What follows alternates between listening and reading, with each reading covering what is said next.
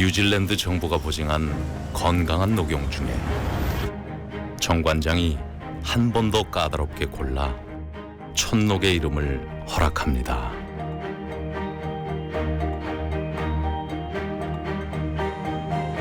이제 녹용에서 촌녹으로 녹용의 원칙을 세우다. 정관장 촌녹. 평창의 눈이 말합니다. 평창의 바람이 말합니다. 전 세계의 시선이 평창을 향합니다. 평창. 당신이 평창입니다. Like a rabbit in headlights, they're stung by all your charm. Oh, no. 흔들리지 않는 편안함. 시몬스. 혼자일 때도 오뚜기 피자 함께일 때도 오뚜기 피자 축하할 때도 오뚜기 피자 완전 맛있어. 피자도 오뚜기로 즐기세요. 헌법재판소가 대통령 탄핵심판 최종 변론을 24일에서 오는 27일로 연기했습니다. 박 대통령 출석 여부가 결정되지 않았다며 연기해달라는 대통령 측 요구를 일부 받아들인 겁니다. 대통령 측 대리인단은 오늘 재판에서 원색적 발언으로 헌법재판관들을 편파적이라고 공격하고 나섰습니다. 재판의 신뢰를 훼손하려는 여러 시도에 대하여 다시 한번 매우 우려를 표합니다. 국회의장 등 20여 명을 무더기로 증인 신청했지만 기각됐고 주심 재판관 기피 신청을 낸 것도 각하됐습니다. 대통령 측 의도가 뭔지 짚어봅니다. 특검이 우병우 전 수석 영장 기각에 대해 청와대 압수수색으로 물증이 확보됐으면 혐의 입증이 쉬웠을 것이란 반응을 보였습니다.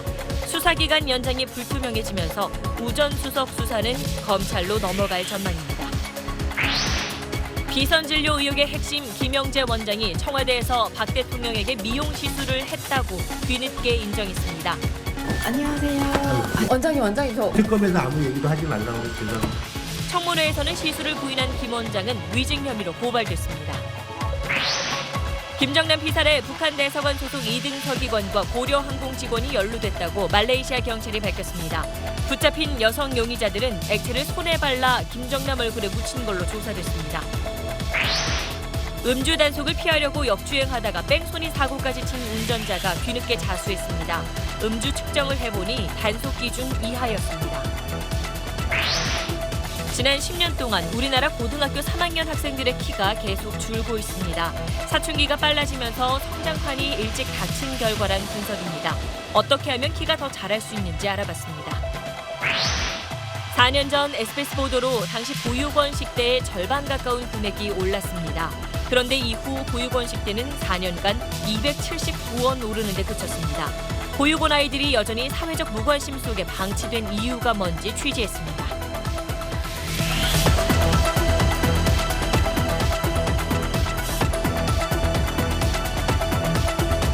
수소, 우주의 75%. 그 무한한 수소로 자동차를 달리게 하다. 현대자동차. 여러분 안녕하십니까? 언론은 대통령 탄핵 심판과 관련해 대립하는 양측 가운데 어느 한쪽의 주장을 지지할 수는 없습니다. 하지만 저희는 어느 쪽이든 재판에 임하는 태도에 대해서는 분명한 관점을 전해드리려고 합니다. 증인 신문 절차가 사실상 마무리된 오늘 대통령 대리인단은 중대한 국가적 사안을 논의하는 재판정에서 적절하지 못하게 행동했습니다. 우선 오늘 결정된 사안부터 알려드리겠습니다. 헌법재판소는 대통령 측의 요구를 일부 받아들여서 최종 변론 날짜를 당초 24일에서 사흘 늦춘 27일로 연기했습니다. 대통령 출석 여부는 오늘도 확정되지 않았습니다. 박현석 기자가 보도합니다.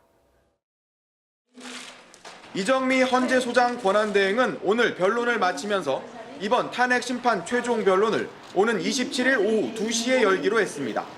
애초 24일로 지정했는데 준비할 시간이 부족하다는 대통령 측의 요구를 받아들여 늦췄다고 설명했습니다. 너무 촉박하다. 좀 더 시간을 달라라고 여러 차례 요청을 한 것을 재판부에서 공정성의 의심을 받기 싫어서 27일로 퇴기를 한 것으로 저희들은 이해하고 있습니다. 오늘 거의 변론 정리는 마찬가지죠. 45일 만에 그 많은 기록과 그 많은 소추 사유를 다 심리했다는 자체가 저희로서는 많이 아쉽습니다. 대통령 측은 오늘 변론에서도 3월 2일이나 3일 최종 변론을 주장했지만 재판부는 받아들이지 않았습니다. 3월 13일 전, 즉 8인 재판관 체제 선고를 위해 2월 내 변론 절차를 마치겠다는 뜻으로 풀이됩니다. 대통령 측은 박근혜 대통령이 직접 출석할지를 오늘도 밝히지 못했습니다. 오늘까지 출석 여부를 확정해달라는 헌재의 요청을 지키지 못한 겁니다. 재판부는 경호나 예우 등의 문제 때문에 출석 하루 전에는 출석 여부를 알려달라고 요청했습니다. 대통령 측은 대통령을 만나서 출석 여부를 상의할 것이라고 말했습니다. 앞서 재판부는 최종 변론 이후에는 대통령 출석을 위해 따로 기일을 잡을 수 없다고 못 박은 만큼 최종 변론일 하루 전인 26일까지는 대통령이 출석 여부를 결정해 통보해야 합니다. SBS 박현석입니다. 대통령 측 대리인단이 감춰둔 카드가 있었습니다. 재판관 기피 신청이었습니다. 편향된 진행을 한다면서 주심인 강일원 재판관 기피 신청을 했는데 재판부는 신청을 단칼에 잘랐습니다. 박하정 기자입니다. 헌재가 졸속 재판을 하고 있다. 국회 측에 편향된 진행을 하고 있다. 대통령 측 대리인이 쏟아낸 이런 주장에 주심 강일원 재판관은 헌재 재판관 출신인 대통령 측 이동욱 변호사에게 오히려 질문을 던졌습니다. 주심 혼자가 아니라 재판부가 합의해 절차를 진행하고 있고 증인들의 진술이 모순될 때 확인하는 건 재판부의 책무이지 않냐는 겁니다. 재판부와 대통령 측이 계속해서 공방을 벌이던 중 갑자기 대통령 측 조원룡 변호사가 자리에서 일어났습니다. 그러더니 강일원 재판관에 대해 기피 신청을 냈습니다. 대통령 측에겐 주장을 입증할 기회를 주지 않고 국회 측에겐 소추 사유를 변경하게 해줬다며 불공정한 편파 진행을 하고 있다는 게 이유입니다. 기피 신청이 받아들여지면 재판관은 7명만 남게 되는 상황. 재판관들은 휴정한 뒤 회의를 열었습니다. 그리고 10여 분 뒤 이 기피 신청이 오직 소송을 지연시킬 목적이기 때문에 적법하지 않다며 대통령 측 주장을 단칼에 잘랐습니다. 대통령 측이 변론 막판 속도를 내고 있는 재판부의 진행에 제동을 걸기 위해 비장의 카드 중 하나로 기피 신청을 내놨지만 재판부는 여기에 휘둘릴 뜻이 없음을 분명히 했습니다. SBS 박하정입니다. 대통령 대리인 측은 탄핵 심판의 출발점인 국회 탄핵 소추 자체에도 문제가 있고 재판 진행이 편파적이라면서 총공세를 폈습니다. 이걸 따져보자면서 정세균 국회의장과 박한철 전 헌재소장을 포함해서 20명 넘는 증인을 또 신청했습니다. 보도에 임찬종 기자입니다. 대통령 대리인 측은 탄핵 심판의 절차적 문제를 집중적으로 제기했습니다. 먼저 국회의 탄핵 소추 의결 자체를 공격했습니다. 여러 탄핵 사유를 하나하나 따지지 않고 한꺼번에 의결한 것은 위헌적이고 하나의 행위에 여러 법령을 적용한 것이나 증거 조사 없이 탄핵 소추를 결정한 데 문제가 있다고 주장했습니다. 또 헌법재판소가 다음 달 13일 이정미 헌재소장 권한대행 퇴임 이전에 결론을 내기 위해서 재판을 무리하게 진행한다고 비판했습니다. 그러면서 이런 문제를 따져보는 데 필요하다며 정세균 국회의장과 박한철 전 헌재소장 등 증인 20여 명을 추가 신청했습니다. 이런 증인 신청에 대해 대리인단 스스로 전체 의견은 아니라고 밝혔습니다. 왜 그 증인들이 필요하다고 생각하시는지 좀 설명해 주시죠. 그것은 김평우 변호사한테 여쭤보세요. 저는 그 내용을 알지 못합니다. 공식 입장은 내놓기가 어렵습니다. 각자 대리이기 때문에. 헌법재판소는 일단 대통령 측이 제기한 문제를 살펴보겠다고 밝혔습니다. 그러면서도 판단하는 데 필요하지 않다며 추가 증인 신청은 받아들이지 않았습니다. 국회 소추위원단은 지연 전술에 불과하다고 비판했습니다. 탄핵 소추의 적법성에 대해서 피청구인 대리인단도 다 동의를 했습니다. 적법하다. 이미 끝난 문제를 갖고 이제 와서 결국 소송 지연의 목적이 있는 것이고 결과적으로 최종 변론 기일이 예정보다 사흘 미뤄졌습니다. 대통령 측 공세가 성과를 거둔 것 아니냐는 분석도 있고 사흘 연기는 헌재의 일정표에 이미 포함된 것이란 평가도 나옵니다. SBS 임찬종입니다. 하다 안 되니까 대통령 측 대리인단은 원색적인 비난과 막말까지 쏟아냈습니다. 강일원 재판관은 국회 대리인이다. 섞어찌개, 내전, 안하무인의 대역죄인 이런 말들입니다. 이정미 헌재소장 권한대행은 참고 진행했다고 말했습니다. 민경호 기자입니다. 김평우 변호사는 지금처럼 탄핵 절차가 진행되면 21세기 안에 10명의 대통령이 탄핵 소추돼 나라가 반드시 망할 거라며 운을 뗐습니다. 그 뒤로 막말이 1시간 36분 동안 이어졌습니다. 소추 사유가 13개에 이르는 건 섞어찌개고 국회는 안하무인에 국민을 속이고 권력을 빼앗는 대역죄인이라고 주장했습니다. 국정농단은 조선시대 법전인 경국대전에도 없는 말인데 삼족을 멸하기 위해 만들어낸 탄핵용어라고 규정했습니다. 헌재에도 공세를 취했습니다. 헌재가 지금처럼 균형감이 없다면 결국 대한민국이 내전에 들어가 100만 명 이상 시민들이 피를 흘린 영국의 전철을 밟을 거라고 경고했습니다. 특히 주심인 강일원 재판관이 편파적이라며 이대로라면 청구인의 수석 대리인이라는 오해를 살 수 있다고 비판했습니다. 이 대목에선 이정미 소장 권한대행이 나서 감히 이 자리에서 할 수 없는 말이라며 제지했습니다. 김 변호사의 변론이 모두 끝난 뒤 강 재판관은 정확하지 않은 사실관계에 근거했다고 반박했고 이 권한대행 역시 국회 측 신청 증인 9명을 받아주는 동안 대통령 측 증인 26명을 채택했다며 심판 중간에 참여해 편파적이라고 말하면 납득할 수 없다고 덧붙였습니다. SBS 민경호입니다. 네, 법조팀 정세엽 기자 나와 있습니다. 자, 정 기자, 대통령 대리인 측이 말 그대로 필사적입니다. 이건 뭐 김평우 변호사 같은 경우에 좀 글쎄 뭐라고 얘기해야 되나요? 네, 오늘 김평우 변호사가 주장하는 것은요, 이 국회에서부터 탄핵 소추가 잘못됐다는 건 아니겠습니까? 이 태생부터 이 섞어찌개인 이 탄핵 사유에다가 이 증거조사도 제대로 안 했다는 건데, 근데 사실 이 문제들은 노무현 전 대통령 탄핵 심판 사건 때 이미 논의가 됐던 사안들이고요. 노무현 전 대통령 심판 때요. 그렇습니다. 논의가 됐던 사안이고 이제 문제가 없다는 걸로 결론이 내려진 사안입니다. 뭐 그렇더라도 김 변호사가 법률가로서 이런 문제들을 다시 한번 주장할 수는 있을 테지만 이 재판관들을 모독하고 또 상대 소추인단을 비꼬고 또 심판정에서 협박성 발언을 하는 것은 재판의 수준을 떨어뜨리는 일이라고 하지 않을 수가 없겠습니다. 그러니까 말이에요. 지금 방금 모독이라는 표현도 나왔습니다만 이 정도 오늘 벌어진 일을 일반 법정에서 보면은 법정 모독 뭐 이런 소리를 해도 뭐 별 이상하지가 않을 것 같아요. 그렇습니다. 헌법재판소 법상으로는 법정 모독을 따로 처벌하는 규정은 없습니다만 일반 법정에서처럼 퇴장 그리고 또 감치 이런 조치를 할 수 있을 텐데 이정미 권한대행이 오늘 그렇게까지는 진행을 하지 않았습니다. 근데 만약에 그런 조치를 했으면 또 뭔가 반발의 빌미가 되지 않을까 생각도 듭니다. 네, 오늘 강일원 재판관에 대한 기피 신청까지 하고 대통령 대리인단이 오늘 여러 가지 전략을 쓴 건데 너무 늦은 것 같기도 하고 이게 지금 와서 어떤 전략을 쓰겠다는 건지 잘 모르겠어요. 오늘 대통령 대리인단은 협박성 발언까지 해가면서 증인 신청도 해보고 심지어 이 재판관 기피 신청도 했는데 하나도 받아들여지지가 않았습니다. 이런 걸로 봤을 때는 오늘 이 주장이 탄핵 심판 결과에는 큰 영향을 미칠 것 같지는 않습니다. 하지만 이 주목해봐야 할 포인트는 있어 보이는데요. 이 탄핵 사유의 어떤 내용을 문제 삼은 게 아니라 탄핵 심판의 공정성, 정당성을 문제 삼은 부분입니다. 이게 재판관들한테는 이제 먹히지는 않았지만 탄핵 심판을 반대하는 사람들에게는 큰 영향을 줄 수가 있습니다. 그러니까 다시 말해서 이 탄핵 심판 자체가 불공정하다는 프레임을 널리 확산시킬 수 있다는 것이죠. 그런 상황에서 이 탄핵이 기각이 되면 없던 일이 되는 거고 탄핵이 인용이 되면 이게 결과에 대해서 불복종할 수 있는 어떤 그런 근거로 삼을 수 있다는 얘기입니다. 어떤 재판에 대한 메시지라기보다는 정치적인 메시지일 수 있다 뭐 이런 생각으로 얘기가 되는데 최종 변론 날짜는 27일로 좀 연기돼서 이제 확정이 된 거잖아요. 네, 그렇습니다. 여전히 대통령 출석할지 여부는 오리무중이고요. 오늘까지 출석 여부를 알려달라고 했는데 이 대통령은 헌재 스케줄을 잘 따라주지가 않습니다.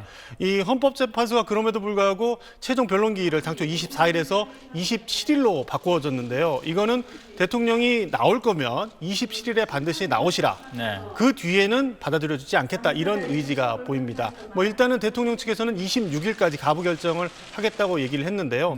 그 전에 뭔가 어떤 정치적 결심을 하는 게 아니냐. 이런 얘기도 국회 소추인단 측에서 나오고 있는 상황입니다. 이따 정치부 기사로 좀 다루겠습니다만은 한번 지켜보죠. 수고했습니다. 법원이 특검이 청구한 우병우 전 민정수석에 대한 구속영장을 기각했습니다. 범죄 사실에 대한 설명이 충분히 이루어지지 않았다는 게 이유입니다. 특검이 다시 우 전 수석과 겨룰 가능성은 없어 보입니다. 보도에 윤나라 기자입니다. 우병우 전 수석은 새벽 2시 서울구치소에서 풀려났습니다. 수석으로 계시는 동안 국정농단이 일어났는데 정말 모르셨습니까? 책임감 안 느끼시나요? 그동안 많이 정부에서 얘기하고 다 했잖아요. 1차 수사기간 만료를 열흘 남기고 우전수석을 부른 특검은 다음 날 서둘러 구속영장을 청구했습니다. 하지만 직권남용과 직무유기 등 4가지 혐의에 대한 소명의 정도와 법리적 다툼의 여지를 볼 때 구속의 필요성을 인정하기 어렵다는 게 법원의 판단이었습니다. 최순실 씨의 국정농단을 묵인하고 특별감찰관실 해체를 주도했다는 혐의는 민정수석의 업무 성격을 감안할 때 직권남용이나 직무유기로 보기 어렵다는 우전수석 측의 반박에 막혔습니다. 같은 제목으로 구속된 김기춘 전 비서실장이나 조윤선 전 장관이 담당 공무원들의 사표를 받은 것과 달리 공직기강 확립이라는 민정수석의 업무 범위에서 인사조치만 했다는 우전수석 측의 논리를 꺾지 못했습니다. 청와대 압수수색이 무산되고 대통령 대면 조사를 하지 못한 게 한계로 작용했다는 분석입니다. 여기에다 특검은 우전수석의 세월호 수사 개입과 관련된 검사들이나 특별감찰관실 해체에 관여한 법무부에 대해 참고인 조사조차 하지 않았습니다. 친정 봐주기라는 비판이 제기되는 부분입니다. 의혹만으로는 수사를 할 수가 없는 것이고요. 그것을 입증할 수 있는지 기관이나 수사기관이나 이런 걸 고려해야 되기 때문에 특검은 보강 수사를 하겠다고 밝혔지만 남은 수사 기간이 6일에 불과한 만큼 우전수석을 불구속 기소하거나 남은 수사를 검찰로 넘길 전망입니다. SBS 윤나라입니다. 비선진료 의혹의 핵심 인물인 김영재 원장이 특검 조사에서 박근혜 대통령에게 미용 성형 시술을 했다고 처음으로 인정했습니다. 국회 청문회에서는 이 사실을 부인했기 때문에 위증 혐의로 고발될 처지에 놓였습니다. 김혜민 기자의 보도입니다. 김영재 원장은 지난해 12월 국회 국정조사 특위에 나와 박근혜 대통령에게 미용 시술을 한 적이 없다고 맹세까지 했습니다. 대통령에 대해서 미용 시술을 청와대 내에 들어가서 아니면 대통령이 당신의 그 정인의 병원에 방문해서 시술한 적 있습니까? 없습니다. 네. 맹세할 수 있는 겁니까? 네. 하지만 특검 수사에서 아내 박채윤 씨가 안종범 전 수석에게 뇌물을 건넨 혐의로 구속되자 대통령 미용 성형 시술 사실을 털어놨습니다. 대통령을 상대로 필러나 보톡스와 같은 미용 시술을 한 적이 있다는 겁니다. 대통령 자문의사였던 정기양 세브란스 병원 피부과 교수 역시 박 대통령에게 시술을 하고도 국회에선 위증한 것으로 드러났습니다. 특검은 최근 국회에 이들에 대해 위증 혐의로 고발해달라고 요청했습니다. 특검은 김 원장에 대해 의료법 위반 혐의도 적용해서 재판에 넘길 방침입니다. 하지만 특검 측은 세월호 참사 당일 박근혜 대통령의 7시간 행적에 대해선 뚜렷한 단서를 찾진 못했습니다. 현재까지 수사를 진행한 결과 핵심적인 그 7시간 의혹에 대해서는 의미가 있는 그런 사실들은 찾지 못한 것으로 알고 있습니다. 수사 기한이 연장되지 않을 경우 특검 만료일이 6일 앞으로 다가온 데다 세월호 7시간은 특검법상 수사 대상인지도 불명확해 특검이 의혹을 밝힐 가능성은 높지 않아 보입니다. SBS 김혜민입니다. 지난 2014년 5월 13일 박근혜 대통령이 국무회의에 참석한 사진입니다. 이 사진뿐만이 아니라 미용 시술을 받은 정황은 많았지만 시술했다는 사람은 없었습니다. 최순실 단골병원의 김영재 원장은 대통령 미용 시술 사실을 시인하면서 새로운 의혹 하나를 제기했습니다. 자기 말고 대통령 미용 시술을 한 사람이 더 있다고 주장했습니다. 특별취재팀 박수진 기자의 보도입니다. 오늘 오전 서울 강남의 김영재 의원. 원장님, 저 오늘 특검 결과 나온다고 하던데요. 잠시만요. 특검에서 아무 얘기도 하지 말라고 그래서 죄송합니다. 김 원장은 취재진을 보자마자 병원 문을 닫고 황급히 안으로 들어갑니다. 김 원장의 측근은 김 원장이 대통령에게 보톡스 주사 같은 미용 시술을 한 것으로 안다고 말했습니다. 그런까지는 제가 잘 모르겠고 보톡스는 해주신 것 같긴 한데. 하지만 주된 시술은 따로 있었다고 말했습니다. 다른 사람 잘못해놓은 걸 이렇게 교정하는 건 일부는 좀 하신 것 같아요. 이쁘게 해주려는 게 아니라 딴 사람이 좀 망쳐놓은 거. 대통령이 다른 누군가로부터 모종의 미용 시술을 받고 나서 멍이 생기거나 통증이 오면 김 원장이 해결했다는 겁니다. 대부분 멍 빼는 것보다 두세 번 있으신 것 같고 원장님이 필요하시면 멍 절대 안 들거든요. 김 원장 측은 부작용이 생긴 시술을 한 사람이 여러 명일 수 있다고 말했습니다. 김 원장 측은 청와대에 보안 손님으로 출입한 시기가 2014년 2월부터라고 밝혔지만 그 이전부터 출입했을 가능성도 제기되고 있습니다. 청와대에서 전화 왔네? 또 얼른 가봐야지. 이게 그냥 수시로 좀 다닌다라는 그런 인상을 받았어요. 2014년 2월 말에 그렇게 이미 수시로 가고 있었으면 과연 이 횟수가 몇 년간 5회밖에 안 될까. 김 원장 측은 세월호 참사 당일엔 대통령 시술을 하지 않았다고 거듭 밝혔습니다. SBS 박수진입니다. 아이들 키가 늘 쑥쑥 자라기만 하는 줄 알았는데 고3 나이 아이들 키를 재봤더니 평균이 줄었습니다. 그 이유가 특이합니다. 잠시 뒤에 전해드리겠습니다. 네, 김정남 피살 사건 수사 속보입니다. 말레이시아 경찰이 사건 용의자로 북한 대사관 소속 외교관과 북한 고려항공 직원을 지목했습니다. 고려항공 직원도 사실상 북한 공무원이기 때문에 북한 정권이 개입한 국가 범죄라는 혐의가 더욱 짙어졌습니다. 쿠알라룸푸르에서 임상범 특파원이 보도합니다. 말레이시아 경찰은 말레이시아 주재 북한 대사관의 현광성 2등 서기관과 고려항공 직원인 김우길이 사건에 연루됐다고 밝혔습니다. So we have written to the embassy, we have requested the embassy, North Korean embassy to allow us to interview both of them. 북한 대사관에 확인해봤습니다. 여기 직원이세요? 저기 외교관이세요? 다른 사람들한테 가서 하라고 하십시오. 김우길이 근무했을 것으로 보이는 북한 관광국 사무소입니다. 문이 굳게 닫혀 있는데요. 여기를 드나드는 북한 사람들을 본 게 상당히 오래됐다는 것이 주변 사람들의 증언입니다. Nobody there. Nobody there. Nobody there. Their country, China. 2주 전이면 북한 용의자 4명 가운데 오정길이 맨 마지막으로 말레이시아에 입국한 시점입니다. 경찰은 출국한 용의자 4명이 평양에 있다고 확신한다며 송환을 요구했습니다. 2등 서기관 현광성은 외교관으로 위장한 공작원일 수 있고 고려항공 직원은 북한에선 사실상 공무원입니다. 북한 정부 관계자 2명의 개입이 사실로 확인되면 김정은 정권이 저지른 국가 범죄였다는 직접적인 증거가 됩니다. 쿠알라룸푸르에서 SBS 임상범입니다. 말레이 경찰은 보다 자세한 범행 수법도 발표했습니다. 당초 알려진 것과는 달리 여성 용의자들은 맨손에 독극물 액체를 바르고 그걸 김정남의 얼굴에 묻힌 것으로 드러났습니다. 역시 쿠알라룸푸르에서 김수영 기자의 보도입니다. 범행 당시 화면을 보면 베트남 여성이 김정남을 뒤에서 덮쳐 두 손으로 얼굴을 감쌉니다. 잠시 뒤 앞에 있던 인도네시아 여성이 달아납니다. 경찰은 이렇게 설명했습니다. So the Indonesian did it first and followed by the Vietnamese lady who wiped the face of the disease. 한 사람은 김정남을 붙잡고 한 사람은 스프레이를 뿌린 것이 아니라 두 사람 모두 독성 물질을 맨손에 발라 김정남의 얼굴에 묻혔다는 겁니다. The four suspects will give them the liquid. No?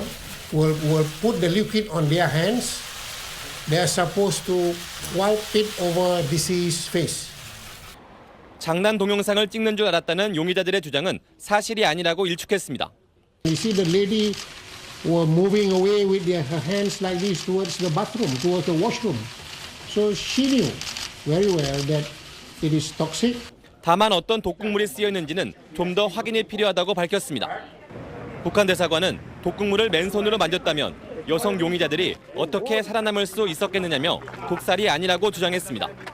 그러면서 구금된 여성 용의자들과 북한인 리정철을 석방하라고 요구했습니다. 2등 서기관 현광성과 고려항공 직원 김우길에 대한 경찰의 면담 요청에는 반응을 보이지 않았습니다. 쿠알라룸푸르에서 SBS 김수영입니다. 네, 안정식 북한 전문기자, 조동찬 의학 전문기자와 함께 이 문제 좀 더 다뤄보겠습니다. 자, 먼저 조 기자. 독극물을 맨손에 묻혀서 다뤘으면 그 맨손에 묻은 독극물이 묻은 베트남 여성은 왜 괜찮은 거죠? 네, 오늘 북한 대사관도 그런 점을 들어서 김정남의 사인은 따로 있다. 그렇죠. 예. 여성 용의자가 장난질 것뿐이니까 빨리 석방해라 이렇게 주장을 했죠. 하지만 그렇지 않을 수 있습니다. CCTV 영상을 좀 보면 베트남 여성이 김정남의 눈 부위를 손으로 감쌉니다. 김정남도 눈 주위를 손으로 비비는 신용을 했거든요. 네. 눈 안쪽 점막은 손 피부와는 구조가 달라서 약물이 쉽게 투과할 수 있습니다. 그렇죠. 독감 바이러스도 손 피부는 못 뚫지만 눈 점막으로는 침투할 수 있는 것과 같은 이치입니다. 자, 그렇다면은 이게 스프레이도 아니고 독침도 아니고 이렇게 문지른 거다. 독극물의 종류가 좀 좁혀질 수 있는 건 아닙니까? 네, 그동안 전문가들이 추정이었던 독극물이 3가지 정도 있었는데 보툴리눔, VX가스, 리신이었습니다. 그런데 VX가스와 리신은 도저히 맨손으로 다루기는 어렵다고 말합니다. 왜냐하면 그 최소한 헝겊이나 종이라도 있어야 된다는 거고요. 네. 하지만 유일하게 맨손으로 다룰 수 있는 게 보툴리눔 비입니다. 액체 상태고 정상적인 피부는 못 뚫기 때문입니다. 다만 손에 오래 묻어 있으면 기화되는 공기를 맡아서 범인이 스스로 해를 입을 수도 있기 때문에 급하게 손을 씻은 것으로 보입니다. 그래서 빨리 화장실에 가서 씻어가겠군요. 네. 그렇군요. 자, 안정식 기자. 네. 북한 대사관에 이등석 의관이 연루됐다고 말레이 경찰이 발표한 건데 이 정도면은 북한 정권의 조직적인 개입이다 이렇게 뭐 거의 확신해도 되지 않겠어요? 예, 그 이등석이관이면은 이제 국내 직급으로 따지면 5급 사무관인데 네. 어쨌든 공무원이 개입을 했다라면 국가의 조직적인 범죄다 이 해석이 가능합니다. 뭐 한 명도 아니고요, 또. 네, 그렇습니다. 근데 사실 이제 사흘 전에 이제 말레이시아 경찰이 북한 국적 용의자들을 대거 공개를 했지 않습니까? 근데 사실 그때에도 정권의 조직적인 범죄다 이렇게 보는데 큰 무리는 없었습니다. 왜냐하면 북한이라는 나라는 민간 영역이라는 게 없는 나라입니다. 네. 그러니까 이제 일반적인 국가는 만약에 자국민이 범죄에 연루가 됐어도 그건 조직폭력배가 한 거다. 정부하고는 관계가 없다. 이런 논리가 가능한데 북한에서는 정권이 연루되지 않고 그런 조직적인 행동이 불가능하거든요.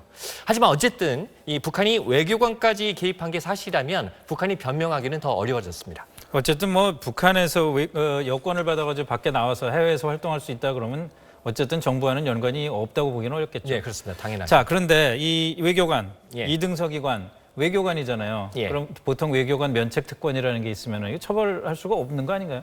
예, 말씀하신 대로 결론부터 말씀드리면 처벌이 어렵습니다. 네. 이 말레이시아 정부가 이 북한 외교관 실명까지 거론한 걸 보면 네. 뭐 혐의가 특정됐다, 그만큼 자신 있다 이런 걸로 볼 수가 있는데 말레이시아 정부가 할 수 있는 지금 최대한의 조치는 추방밖에 없습니다. 북한이 협조를 안 하면 별 수가 없거든요. 일반적인 경우에 이 외교관이 타국에서 범죄를 저지르면 보통 자국으로 이제 돌아와서 자국에서 벌을 받게 됩니다. 네. 그런데 이번에 이 이등석 의관이 북한으로 돌아갔다고 했을 때 북한에서 처벌을 받을까요? 안 받겠죠. 예. 자, 뭐 외교관 추방뿐만이 아니라 지금 말레이 정부 입장을 좀 흘러나오는 얘기들 들어보면은 북한하고 단교까지도 검토할 수 있다 뭐 이런 얘기까지 나오더라고요. 그렇습니다. 지금 말레이시아하고 북한이 서로 비난하는 국면으로 가면서 네. 상황이 안 좋아지고 있는데요. 이 말레이시아 총리 얘기를 잠시 들어보시겠습니다. The statement by the ambassador was totally uncalled for. It is considered diplomatically rude on his part. 예, 말레이시아 총리는 단계적으로 대응하겠다고 했는데 이 대사 소환에 이어서 무비자 협정 무효화 등이 가능할 것 같습니다. 네. 하지만 이 단교 조치는 최후의 조치이기 때문에 그렇게 쉽게 쓰지는 않을 것 같습니다. 그렇겠죠. 예, 그렇습니다. 이 북한이 어느 정도 선만 지켜주면 적당하게 이 상황을 관리하려고 할 것 같은데 다만 북한이 이번 주처럼 계속 엇나가 버리면 말레이시아 국민 여론이 나빠질 것이기 때문에 단교 카드까지 테이블에 오를 수는 있어 보입니다. 대사가 기습적으로 기자회견을 해가지고 자기 주장만 하고 뭐 이런 것들 말하는 거죠? 그렇습니다. 예. 자, 마지막으로 조동찬 기자. 보통 뭐 부검을 하면 결과가 금방 나오는 걸로 알고 있는데 부검한 지 꽤 오래됐는데 아직도 결과가 안 나오고 있어요? 네, 독극물이 검출돼야 사인을 말할 수 있습니다. 그런데 보툴리눔을 포함해서 여러 독극물들 중에 극미량으로 네. 사람을 해쳤을 경우에는 사실상 검출해내기가 불가능합니다. 다만 그동안 암살자들이 살인 확률을 높이기 위해서 아주 많은 양을 사용해 왔는데 네. 그럴 경우엔 정밀 검사를 통해 밝혀낼 수도 있습니다. 아직까지는 독극물이 잘 검출이 안 됐을 가능성이 있는 거군요. 네, 그렇습니다. 네, 조동찬 기자, 안정식 기자 잘 들었습니다.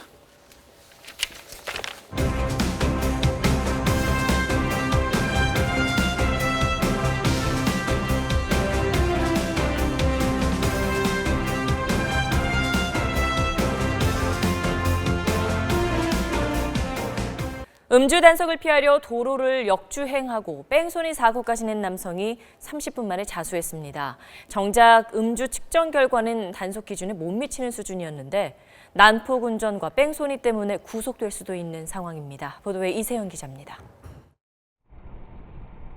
늦은 밤 도로를 달리는 차량 앞쪽에서 경찰차 경광등이 번쩍입니다.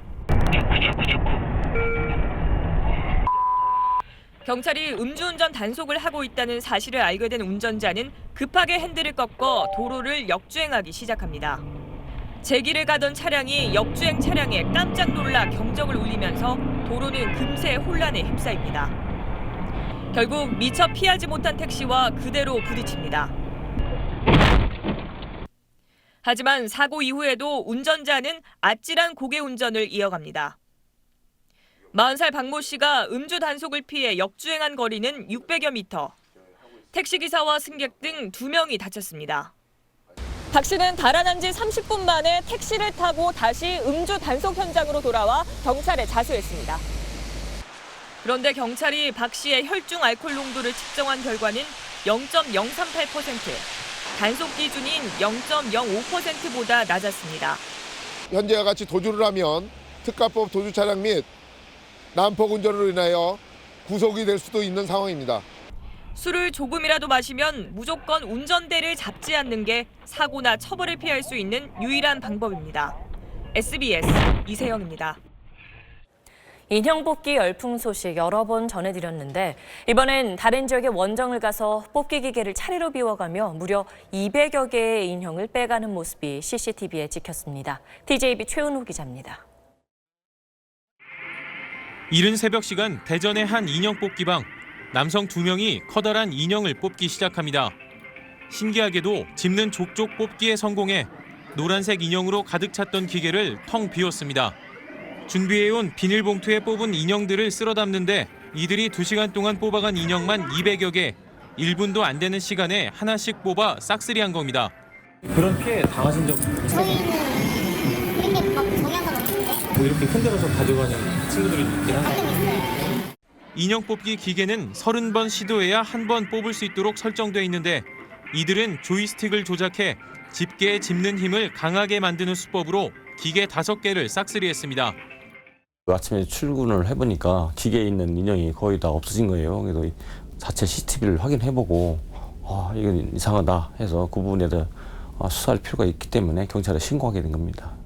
경찰 조사 결과 29살 이모 씨 등 2명은 경북 경산에서 대전까지 원정을 왔던 것으로 드러났습니다. 최근 광주에서는 A4 용지보다 조금 큰 인형 뽑기 기계 퇴출구에 몸을 집어넣어 인형을 훔친 고등학생들이 경찰에 덜미를 잡혔습니다. 지난해 10월 인천에서는 만취한 20대 여성이 인형 뽑기 기계에 들어가려다 몸이 끼어 구조되는 등 인형 뽑기 기계를 두고 웃지 못할 일들이 이어지고 있습니다. TJB 최은호입니다. 아이들 키가 초등학생 때는 큰 편이었는데 중고등학생 때 안 자라서 걱정하는 분들 많으시죠. 실제로 고3 평균 키가 줄었습니다. 사춘기가 빨라진 게 중요한 원인인데 어떻게 하면 키가 오래 많이 자라도록 할 수 있을까요? 남주현 기자가 보도합니다. 교육부가 학생들의 평균 키를 조사했더니 의외의 결과가 나왔습니다. 초등학교 6학년, 중학교 3학년의 키는 10년 전보다 커졌습니다. 그런데 고등학교 3학년의 키는 남녀 모두 줄었습니다. 이렇게 일찍 자라고 빨리 성장을 멈추는 이유는 사춘기와 밀접한 관련이 있습니다.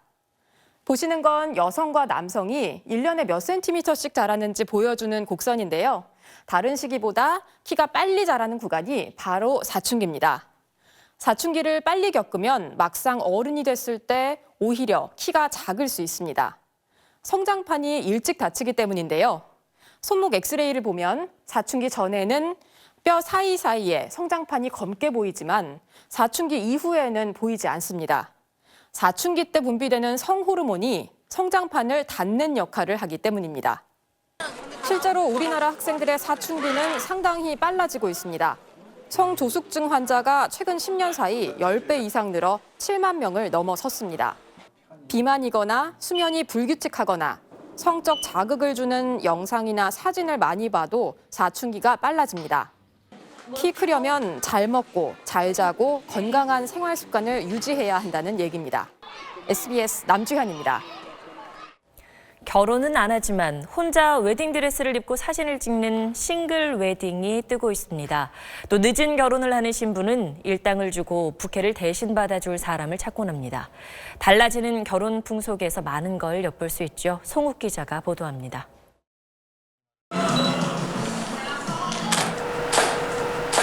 하얀 면사포를 쓴 여성이 수줍게 자세를 잡습니다. 그런데 아무리 둘러봐도 신랑은 보이지 않습니다. 혼자 웨딩드레스를 입고 사진을 찍는 싱글 웨딩입니다. 웨딩드레스에 대한 로망은 다들 있잖아요. 아직 결혼 생각은 없고 또 주변에서 결혼하는 친구들 보면 예뻐 보이고 하니까. 결혼을 늦추거나 독신을 선택한 여성들이 주 고객입니다. 급증한 미혼 여성 비율만큼 싱글 웨딩 업체도 부쩍 늘었습니다. 한 달에 20분 정도씩 문의가 들어오고 그중에서 한 5분의 1 정도 진행을 하시는 것 같아요. 결혼 연령이 갈수록 늦어지면서 부케를 대신 받아주는 아르바이트도 인기입니다. 부케를 받아줄 친구를 구하지 못한 30대 후반 이상 신부들이 주 고객입니다. 나이 드신 분들은 안정부 결혼을 주위에 다 해서 진짜 받을 사람 없으니까 받아달라고. 요즘 젊은이들 사이에선 결혼은 사치라는 인식마저 확산되고 있습니다. 취업이 늦어지다 보니까 일에서 자리 잡는 시간도 늦어지고 그래서 결혼, 출산 다 점점 늦어지는 것 같아요. 달라진 결혼 풍속엔 미래에 대한 청년 세대의 고민이 짙게 드리워져 있습니다. 네, 송욱 기자, 결혼이 늦어지거나 아니면 결혼을 기피하는 현상, 결국은 청년들 경제 활동과 관련이 깊겠죠. 네, 그렇죠. 그 결혼에 대한 인식 변화도 있겠지만 아무래도 취업이 워낙 힘들고 또 살집 구하는 건 더 힘들기 때문입니다. 네. 그 한 설문조사 결과를 보면요, 그 신혼부부의 평균 결혼 비용이 2억 6천만 원이나 되는 것으로 나타났습니다. 이 가운데 그 70% 1억 8천만 원 정도는 집을 구하는 데 쓰였습니다. 네. 이런 상황에서 그 청년층의 결혼 기피 현상은 어찌 보면 당연하다. 이런 생각도 듭니다. 네, 그리고 이런 현상은 자연스럽게 저출산으로 이어지는 거겠죠. 네, 그렇습니다. 지난해 태어난 신생아 수는 40만 6천 명으로 집계가 됐습니다. 그 2015년보다 3만 2천 명이나 줄어든 건데요. 그 역대 최저치였습니다. 그 2015년 한 달 평균 신생아 수가 3만 6천 명 정도니까 거의 한 달 동안 그 아기가 태어나지 않은 셈입니다. 네. 그리고 지난해 합계 출산율은 1.17명까지 떨어졌습니다. 그동안 정부가 저출산 해결한다며 쏟아부은 돈은 얼마였습니까? 네, 2006년부터 10년 동안요, 모두 80조 2천억 원이 투입됐습니다. 네, 많은 돈인데 그런데도 효과가 없었다는 건 어떻게 분석할 수 있을까요? 네, 그동안 추진된 저출산 정책들이요, 그 보육 지원, 난임 지원 같은 결혼한 부부들에게 집중이 됐습니다. 네. 하지만 이미 20년 전부터요, 그 저출산의 주된 원인이 청년층의 그 결혼 기피로 바뀌었는데 정부가 이를 제대로 파악하지 못한 겁니다. 때문에 일자리와 주거 같은 가족 형성 그리고 유지에 드는 부담을 덜어주는데 저출산 정책에 초점을 맞춰야 합니다. 네, 가족을 형성하는 데부터 어려움을 겪는다는 말이죠. 네, 잘 들었습니다. 최순실 국정농단 사건 특검 수사가 오는 28일에 종료될 걸로 보입니다. 수사 기간을 연장할 수 있는 두 가지 길이 사실상 다 막혀버렸습니다. 국회가 새로 특검법을 만드는 방안은 어려워졌고 황교안 대통령 권한 대행도 특검 연장 요구를 받아들이지 않을 것 같습니다. 보도에 정유미 기자입니다. 특검의 수사기간 연장 요청을 승인하라는 황교안 권한대행에 대한 야당의 압박 강도가 거세졌습니다. 이제 수사 종료일까지 엿새밖에 남지 않아서입니다. 특검법 연장을 막는다면 그 본질은 범법자이자 피의자인 대통령과 재벌들을 옹호하는 것이고, 야당 의원들이 황 대행의 집무실까지 찾아갔지만 다른 일정을 이유로 만나지도 못했습니다. 특검을 연장하라! 연장하라! 연장하라! 연장하라! 황 대행 측의 입장은 면밀히 검토하고 있다는 겁니다. 하지만 황 대행이 여당의 반대를 무릅쓰고 기간 연장에 도장을 찍어주지 않을 거란 관측이 지배적입니다. 남은 방법은 국회의장이 특검 연장 법안을 직권상정에 통과시키는 겁니다. 대통령이 유고인, 이러한 게 국가 비상이 아니면 무엇이겠습니까? 반드시 직권상정을 해서. 여당은 이제 수사를 마무리할 단계라며 결사 반대입니다. 한마디로 날치기 발상이고 반헌법적 자태라고 규정을 짓겠습니다. 정세균 의장은 현재 상황을 국가 비상사태로 보기 어렵다며 직권상정에 난색을 표하고 있습니다. 내일이 특검 종료일 전 마지막 본회의여서 연장 법안 처리는 물 건너갈 가능성이 큽니다. 만약 직권상정을 거쳐 본회의를 통과하더라도 황 대행이 막으면 그만입니다. 황 대행은 국회에서 넘어온 법안의 공포를 최장 15일까지 미룰 수 있는데 그 사이 지금의 특검 활동 시한이 끝나기 때문입니다. SBS 정유미입니다. 네, 오늘 대선 주자들 움직임 알아보겠습니다. 국회 출입하는 이경원 기자 나와 있습니다. 자, 이 기자. 예. 오늘 주요 대선 주자들 테마가 아마 안보였던 모양이죠? 예. 먼저 문재인 민주당 전 대표입니다. 네. 안보를 장사미천으로 방산비리 저지르고 색깔론으로 국론 분열시킨 건 가짜 보수 세력이다라고 네. 심지어 말했습니다. 네. 직접 들어보시죠. 이명박 박근혜 정권 그리고 여권 세력은 가짜 안보 세력이다. 그리고 우리야말로 정말 안보를 제대로 해온 진짜 안보 세력이다.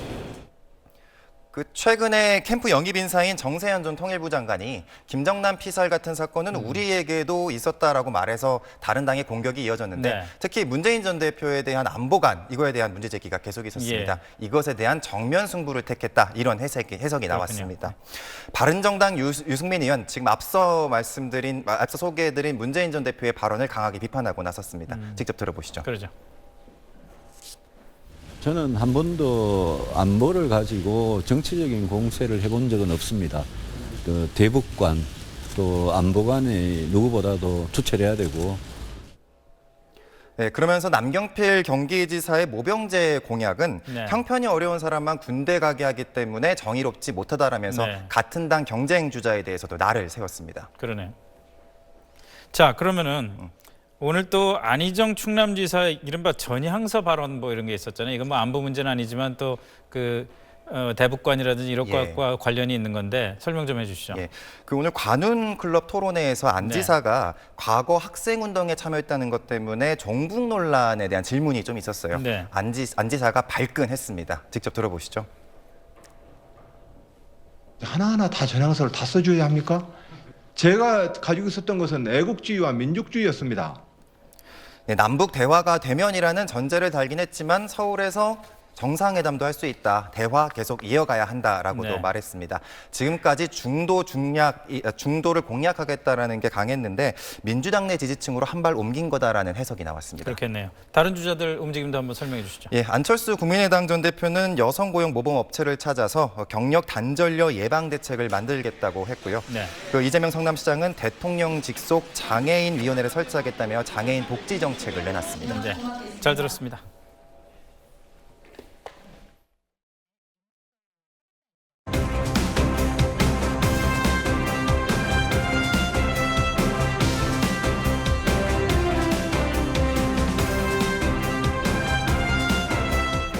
보육원 아이들 부족한 식비 문제에 대한 연석기획 오늘 마지막 순서입니다. 지난 2013년 보육원 아동의 한 끼 식대는 1,520원이었습니다. 당시 SBS가 보육원의 열악한 급식 실태를 연속 보도하면서 그 해에만 529원이 올라서 2,069원이 됐습니다. 하지만 이후 4년 동안 인상된 금액은 불과 279원, 한 해 70원꼴로 오르는데 그친 겁니다. 김관진 기자가 쥐꼬리 인상의 이유를 알아봤습니다. SBS는 4년 전 보육원 아이들의 부실한 급식 실태를 연속 보도했습니다. 무슨 반찬 제일 좋아한다 그랬지? 라면이요. 또 반찬 중에는 김치. 당시 보육원 아이들의 한 끼 식대는 1,520원. 시민사회단체의 노력이 더해지면서 사회적 관심이 쏠리자 그해 국회는 한 끼당 식대를 529원 인상했고 문제가 해결되는 듯 보였습니다. 하지만 그때뿐이었습니다. 4년 전 방문했던 보육원을 다시 찾아갔지만 여전히 어렵다는 얘기가 돌아옵니다. 요즘 물가가 얼마나 많이 오르고 가신지 아시겠지만 그거 갖고 어떤 집에서도 충분할 수 없다라고 저희는 절대로 그건 안 된다라고 생각을 해요. 근데 4년이 지났지만 현재 보육원 한 끼 식대는 2,348원. 아이들의 밥값을 올리려면 정부가 지급하는 장애인이나 노인복지시설의 식대도 함께 올려야 하기 때문에 예산 부담이 너무 크다는 게 정부의 설명입니다. 어르신이든 장애인이든 이게 뭐 하나만 올린다고 해서 해결할 문제는 아니지 않겠습니까? 이게 형평성 측면에서 제가 말씀을 드렸던 거였고요. 한 해 겨우 70원꼴로 인상되는 식대. 14,000명에 달하는 보육원 아이들은 제대로 먹지도 못하며 어린 시절을 보내고 있습니다. SBS. 이 문제 취재한 김관진 기자 그리고 4년 전에 똑같은 사안을 취재했던 최희선 기자가 나란히 나와 있습니다. 자, 먼저 김관진 기자. 네. 정말 해결책 없습니까? 네, 정부는 장기 후원자를 확보하거나 지역 푸드뱅크를 통해 당장 어려운 보육원부터 지원하겠다는 계획입니다. 네. 하지만 이것만으로는 근본적인 문제 해결이 어렵습니다. 국민기초생활보장법을 바꾸기 어렵다면 아동복지법을 개정해 보육원 아이들의 식대를 추가 지원해야 한다고 전문가들은 말하고 있습니다. 문제는 법 개정이 지지부진하다는 겁니다. 19대 국회에서도 관련 내용을 담은 아동복지법 개정안이 발의됐는데 결국 폐기되고 말았습니다. 자, 법안까지 발의가 됐는데 이런 사안을 왜 국회가 왜 처리를 안 하는 거죠?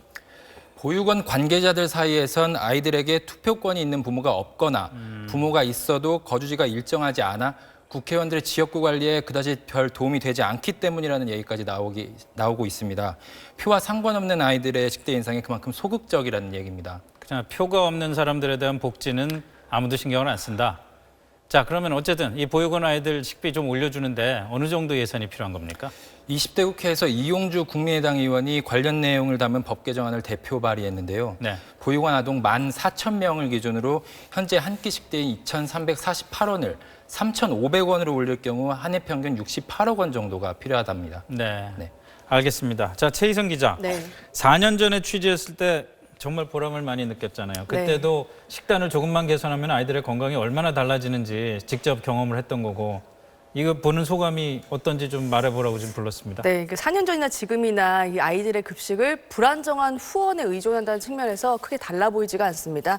당시 인하대 연구팀에 따르면 1년 동안 딱 3,500원짜리 밥을 먹였더니 신체 발달은 물론이고 우울증 같은 정서적인 문제도 많이 개선이 됐거든요. 그러니까요. 네, 이런 점 때문에 연구팀에서는 연간 68억 원이 적은 돈은 아니지만 아이들을 건강한 사회 구성원으로 키우기 위해서라도 꼭 필요하다 이렇게 말하고 있습니다. 알겠습니다. 잘 해결이 됐으면 좋겠습니다. 수고했습니다. 가향 담배, 캡슐 담배라고 들어보셨죠? 일반 담배에 청포도향, 또 로즈메리 향, 자몽향 같은 향기 캡슐을 첨가한 겁니다. 향기 덕분에 담배 연기의 퀴퀴함이 덜 느껴진다고 알려지면서 여성과 청소년들 사이에서 판매량이 폭발적으로 증가하고 있습니다. 특히 처음 담배를 접할 때 이 가향 담배를 많이 찾는다는데 문제는 없을까요? 송인우 기자가 보도합니다. 가향 담배의 좋은 냄새는 이 필터 부분에서 나옵니다. 필터를 뜯고 안에 들어있는 작은 구슬 모양의 캡슐을 터뜨려 봤습니다. 맡으면 맡을수록 더 들이마시고 싶은 굉장히 상큼한 그런 청포도 향이 나네요. 피우다가 이제 여기서 원하는 시점에 그냥 딱 이빨로 깨물어요. 그러면 그냥 이 향이 그대로 이 구멍 통해서 이제 넘어오게 되죠. 유행에 민감한 여성이나 청소년들이 많이 찾는데 특히 생애 첫 담배로 손대는 이가 적지 않습니다. 맹수 말고도 뭐 커피향도 있고 그냥 그거 피면은 일반 담배보다는 좀 더 약한 느낌? 냄새도 좋고. 캡슐 속 내용물을 분석해봤습니다. 멘톨이 기본으로 들어있고 향에 따라 로즈메리와 페퍼멘트, 각종 꽃향기, 소나무 향 등이 첨가돼 있습니다. 100가지가 넘습니다. 문제는 가향 담배가 일반 담배보다 중독성과 유해성이 더 심하다는 데 있습니다. 담배 연기가 순조롭게 몸 안으로 깊이 들어가게끔 해주는 그런 역할을 해서 유해한 물질들이 더 유해하게끔 해주는 그런 유인적인 역할을 하게 됩니다. 이런 이유로 미국과 캐나다, 유럽연합 등에서는 향 넣은 담배의 제조와 판매를 금지하고 있지만 우리나라엔 별다른 규제가 없습니다. SBS 송윤호입니다.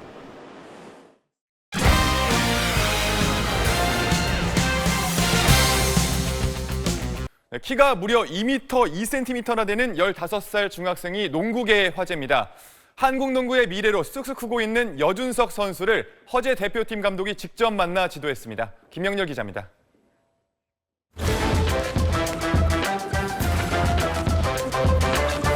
원핸드와 투핸드 덩크를 자유자재로 꽂아넣고 고난도 엘리웁 덩크까지 터뜨립니다. 팔만 뻗어도 림에 그물을 잡을 수 있는 큰 키에 스피드와 탄력까지 갖춘 여준석은 본격적으로 농구를 시작한 지 단 1년 만에 중학교 무대를 평정했습니다. 평생 농구해도 후회하진 않을 것 같을 정도로 좋아요. 유소년 캠프에서 허재 감독을 처음 만난 여준석은 허 감독보다 그의 두 아들을 더 잘 알 만큼 세대차가 있었지만 허재 감독 잘 알아요? 네, 알고 있어요. 어떻게? 허웅하고 허웅 아버지로 말.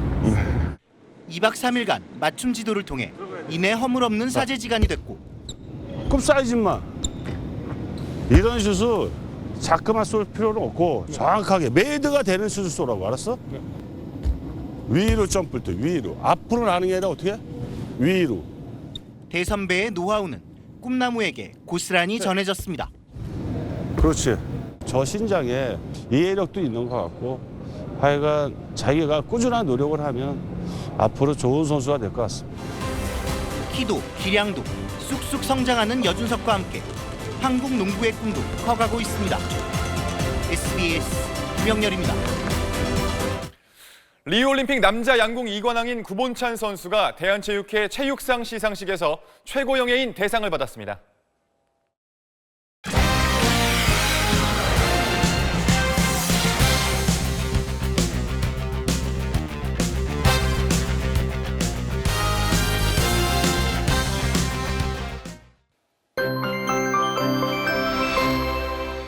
하루 종일 이어진 눈과 비로 공기가 많이 습해졌습니다. 지금도 곳곳으로 비가 이어지고 있는데요. 밤사이 모두 그치겠지만 내일 아침 내륙 많은 지역에서는 안개가 강해지는 곳이 있겠습니다. 비구름이 물러간 자리로 다시 찬바람이 밀려오겠습니다. 내일은 기온 자체는 오늘보다 떨어지지 않겠지만 찬바람의 체감 온도는 더 낮겠고요. 모레 아침은 서울의 기온이 또다시 영하 6도까지 뚝 떨어지겠습니다. 내일은 아침부터 하늘은 점차 개겠습니다. 공기가 다시 차가워지면서 내일 서울의 아침 기온은 영하 3도, 한낮 기온은 3도 안팎에 머물겠습니다. 남부지방 광주의 낮 기온 6도 등 오늘보다 내려가는 곳이 많겠고 찬바람이 강하게 불겠습니다. 이번에도 모레까지 반짝 추위에 그치겠습니다. 주말부터는 늦겨울치고 온화한 날씨가 이어지겠습니다. 날씨였습니다. 예산이 모자라서 보육원 아이들을 배를 골게 한답니다. 국회는 법 고칠 생각도 없습니다. 한 해 68억 원짜리 예산 얘기입니다. 몇 가지 사례만 들죠. 적게는 쓸모가 불분명해서 폐지하기로 하고도 6년째 살아있는 국회 특수활동비 한 해 81억 원. 많게는 수요가 없어서 애물단지 빈집이 돼버린 공공임대주택 만채 6,900억 원.